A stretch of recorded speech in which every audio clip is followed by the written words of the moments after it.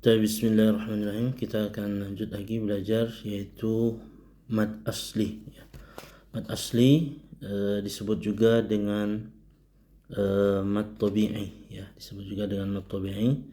Mad asli artinya aslil mad, yaitu ma la tawaqqufun ala sabab wala bidunihi al-hurufu tujtalab. Maksudnya adalah tidak bersandar atau tidak tergantung dengan sebabnya, sebab mad maksudnya sukun atau hamzah. Jadi enggak ada setelah huruf mad itu sukun maupun hamzah.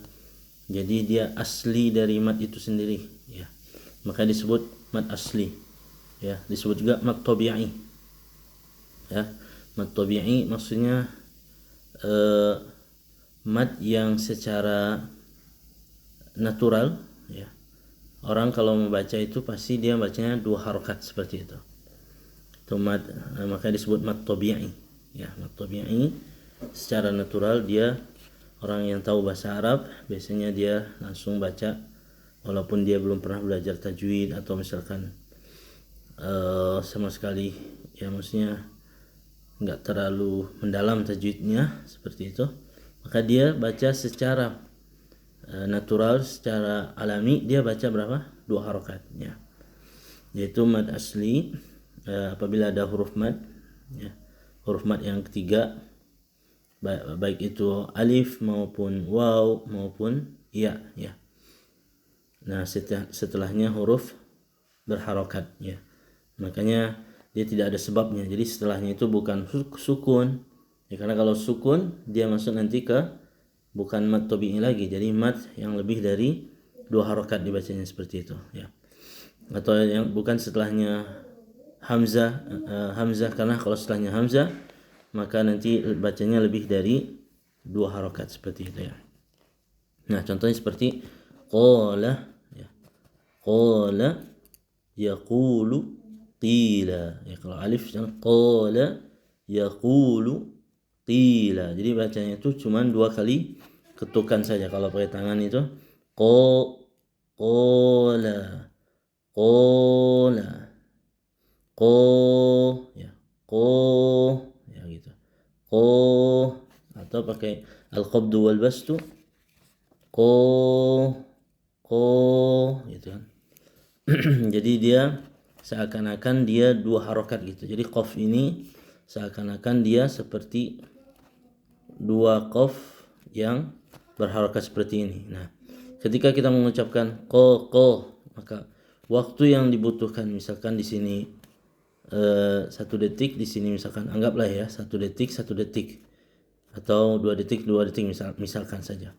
Kalau seandainya bacanya lambat banget, biasanya di sini misalkan 2 detik. Kalau dia agak cepat, di sini 1 detik, misalnya 1 detik, misal kita anggap berapa? 1 detik. Maka kalau kita anggap itu waktu yang dibutuhkan mengucapkan dua qaf ini yang berharokat, butuh 2 detik, maka mad tabi'i itu waktunya berapa? 2 detik seperti itu. Maka jadinya qala itu adalah 2 detik kayak gitu. Kalau seandainya diukur dengan waktu. Nah, tetapi enggak mungkin kan kita misalkan membaca Al-Qur'an kemudian membawa jam diukur terus berapa detik. Wah, kurang dari 2 detik nih. Ulang lagi. Pakai jam dilihat gitu kan, enggak mungkin. Atau kita ukur, wah terlalu lebih, misalkan 3 detik, wah ulang lagi, enggak mungkin. Nah, maka di sini, ya, diperkirakan, ya, takriban waktunya itu segini gitu.